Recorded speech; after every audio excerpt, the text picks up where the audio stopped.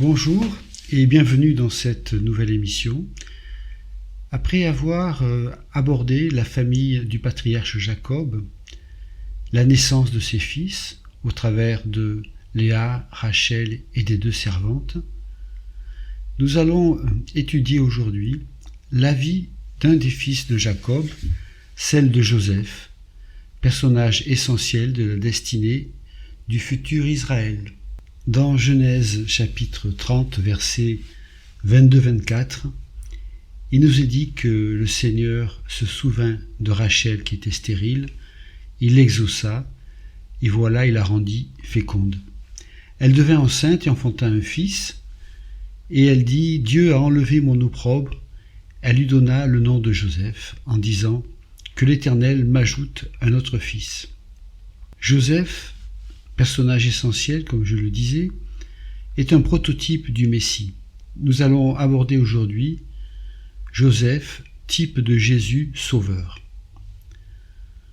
Joseph avait 17 ans et se distingue de ses frères. Il condamne les œuvres mauvaises de son entourage. En plus de sa bonne conduite, il est le fils de Rachel, que Jacob aimait et qu'il avait eu dans sa vieillesse. Dans Genèse 37, versets 3 et 4, il est écrit « Israël préférait Joseph à ses autres enfants parce qu'il était le fils de sa vieillesse. » Israël, c'est Jacob. Et il lui avait fait une tunique à rayures. Ses frères, voyant que leur père l'aimait de préférence à eux tous, le prirent en haine et ne purent se résoudre à lui parler amicalement. Au verset 5 à 11 du chapitre 37, Joseph raconte les songes qu'il fait. Et donc il raconte ses songes à sa famille. Il y a l'histoire des gerbes. Les gerbes prédisaient la nature du secours qu'il allait prodiguer à sa famille par le blé d'Égypte. Et le rêve des astres parle aussi de son autorité, une autorité spirituelle.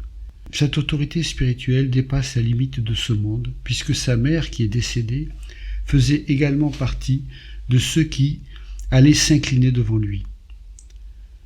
Le père lui offre effectivement une tunique bigarrée. Il y a là une image d'élévation, et ses frères sont frustrés. Au verset 12-18, il est écrit que Joseph est envoyé vers ses frères, et il accepte, malgré l'hostilité de ses frères. Il est écrit « Les frères de Joseph étaient allés à Sichem pour faire paître le troupeau de leur père. Israël dit à Joseph « Tes frères ne font-ils pas paître le troupeau à Sichem?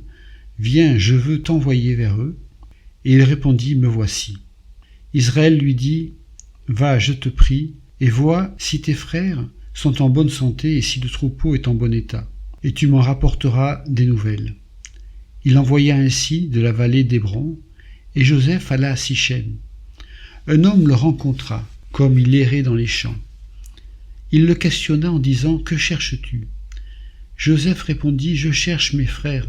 Dis-moi, je te prie, où ils font paître leur troupeau. » Et l'homme dit « Ils sont partis d'ici, car je les ai entendus dire « Allons à Dothan. » Joseph alla après ses frères, et il les trouva à Dothan.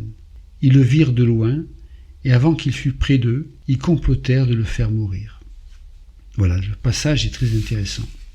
C'est un passage chargé de sens messianique, en référence à Jésus, le Messie, fils de Joseph.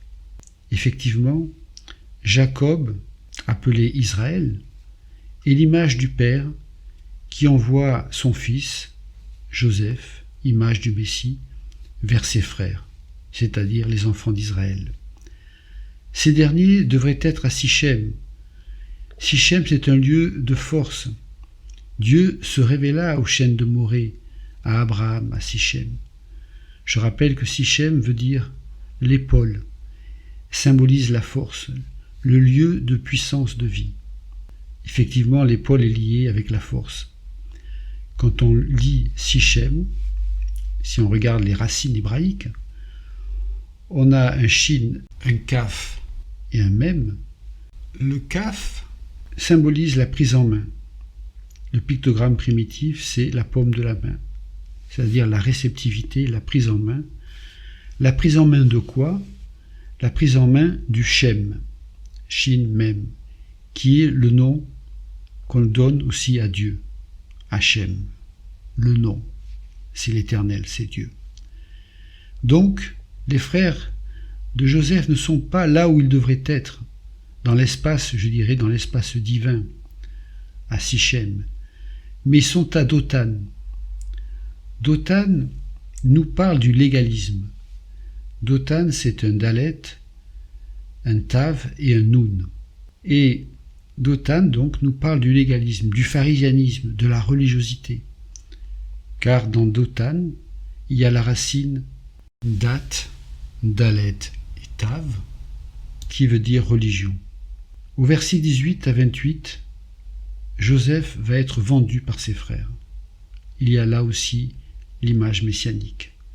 Il est écrit « Ils le virent de loin, et avant qu'il fût près d'eux, ils complotèrent de le faire mourir. Ils se dirent l'un à l'autre « Voici le faiseur de songes qui arrive.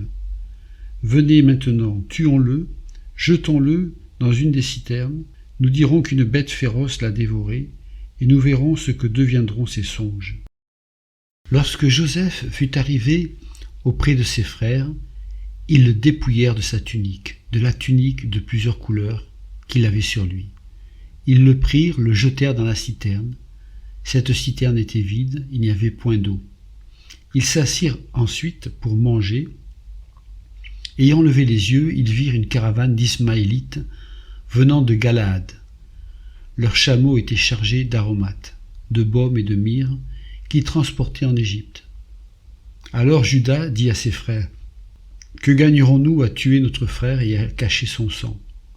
Alors Juda dit à ses frères, « Venez, vendons-le aux Ismaélites, et ne mettons pas la main sur lui, car il est notre frère, notre chair. » Et ses frères l'écoutèrent.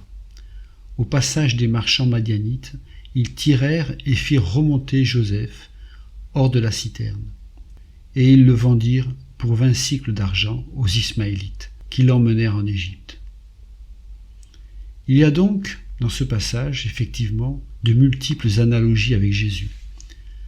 Jésus qui va vers ses frères, Joseph va vers ses frères le rejettent, cherchent à le faire mourir, le dépouillent de sa tunique de plusieurs couleurs, le prirent, le jetèrent dans une citerne et vendu aux Ismaélites, séparé de son père, vendu pour 20 cycles d'argent par l'initiative de Judas, le prix d'un esclave.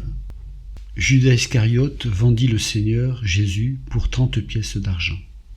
Au chapitre 38, Judas prendra ses distances, du moins pour un temps.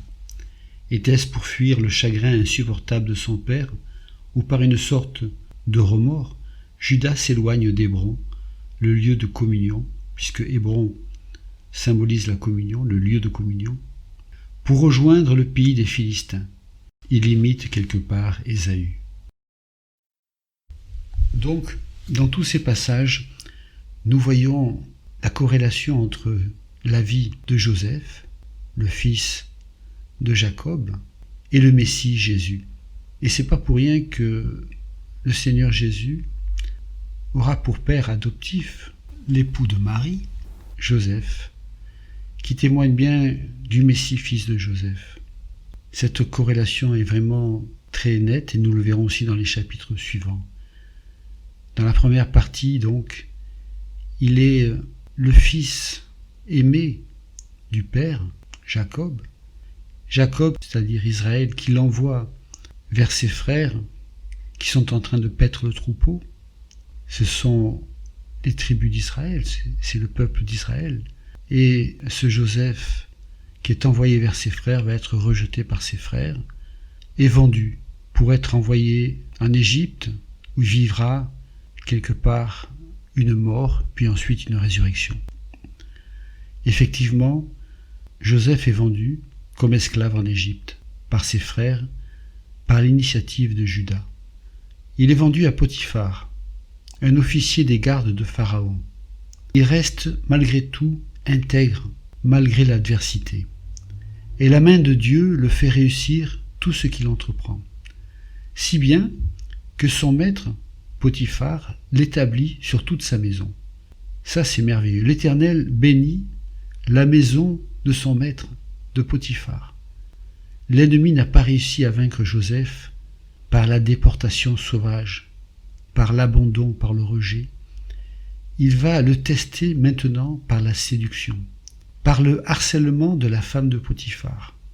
Cette dernière, effectivement, va chercher à coucher avec Joseph, et Joseph, qui reste intègre, ne rentrera pas dans cette séduction, parce qu'il a la crainte de Dieu, parce qu'il a l'intégrité, il refusera les avances de la femme de Potiphar. On voit que, avec l'épisode où Joseph est vendu comme esclave en Égypte, par l'initiative de Judas, ce dernier prend alors ses distances, du moins pour un temps, et quitte Hébron, s'éloigne de sa famille pour rejoindre le pays des Philistins. Il y a un parallèle entre Judas et Joseph. Judas s'est écarté de la maison du Père, alors que c'est un homme libre, mais en fait il est prisonnier de la chair. Ses comportements avec Tamar en témoignent. Il est esclave du péché. Joseph, lui, est vendu comme esclave et il est contraint de vivre selon le choix de ses maîtres. Il est donc esclave, mais en fait il est libre dans son cœur, libre de ne pas pécher, car Dieu est avec lui. Donc Joseph ne succombe pas aux avances de la femme de Potiphar. Celle-ci va alors le calomnier.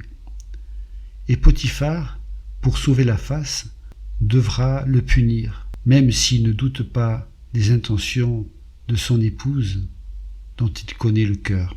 Et donc Joseph va se retrouver en prison. Après avoir été esclave avec Potiphar, il descend encore plus bas, il se retrouve dans les prisons d'Égypte. Il y a là une image de la mort. Malgré tout, Dieu continue de le garder, et voilà que maintenant, la prison est bénie à cause de Joseph. Quand il était esclave de Potiphar, eh bien la maison de Potiphar était bénie à cause de Joseph. Maintenant, même dans la prison est bénie à cause de Joseph. Il devient chef de la prison, l'intendant en quelque sorte. Quand l'Éternel approuve les voies de l'homme, il dispose favorablement à son égard, même ses ennemis. C'est ce que nous dit la Bible. Il y a donc là une réalité spirituelle. Quand on fait de l'Éternel ses délices, eh bien il dispose favorablement à son égard, même nos ennemis. Nos ennemis ne sont plus véritablement nos ennemis, mais ils sont un moyen de bénédiction. Au chapitre 40, il nous est retracé la venue de 2 officiers de Pharaon qui vont être incarcérés dans la prison. C'est l'échanson, c'est-à-dire celui qui verse le vin, et le panetier, celui qui donne le pain. L'échanson et le panetier, ayant offensé Pharaon, rejoignent la prison contrôlée par Joseph. Au verset 7, Joseph s'inquiète du mauvais visage des 2 officiers. Il fait preuve d'empathie, il les écoute et avec l'aide de Dieu donnera une interprétation à chacun de leurs songes.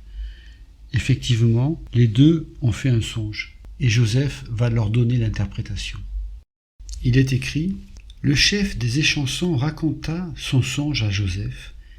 Il lui dit: « Dans mon songe, voici, il y avait un cep devant moi.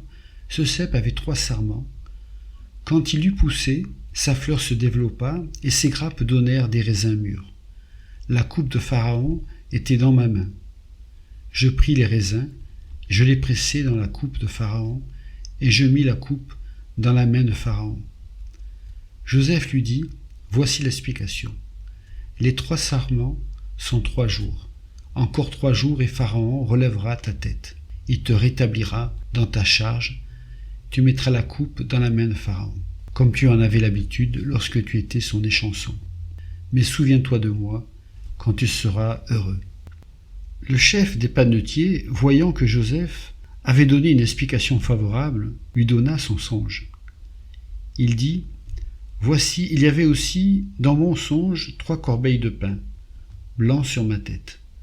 Dans la corbeille la plus élevée, il y avait pour Pharaon des mets de toute espèce, cuits au four. Et les oiseaux les mangeaient dans la corbeille au-dessus de ma tête. Et Joseph répondit, voici l'explication. Les 3 corbeilles sont 3 jours. Encore 3 jours et Pharaon enlèvera ta tête de dessus toi, te fera pendre à un bois et les oiseaux mangeront ta chair. Voilà. Donc, au-delà des songes interprétés, les chansons et le panetier forment ensemble un même signe prophétique touchant à la rédemption de Jésus. Le pain rompu qui est le corps de Christ, mis en croix, et mort pour nos péchés, c'est le panetier. Celui-ci sera exécuté. C'est Christ en croix, mort pour nos péchés. Il y a la coupe que Jésus a bue, celle de la nouvelle alliance en son sang. Il y a 3 jours avant la résurrection, et là c'est les chansons, qui après 3 jours sort de prison et se retrouve rétabli dans ses fonctions. Les chansons sera rétabli, c'est la nouvelle alliance. L'alliance par le sang, dont l'image à la Sainte Seine est le vin, l'image de son sang qui est versé pour nous. Donc les chansons est une image de la rédemption par le sang. Les chansons sera rétablies, mais oubliera pour un temps Joseph. Joseph va supporter encore l'épreuve de la patience, pour plus tard supporter la gloire de l'élévation dans le royaume égyptien. Nous verrons cela dans la prochaine émission. Que le Seigneur vous bénisse et à une prochaine fois.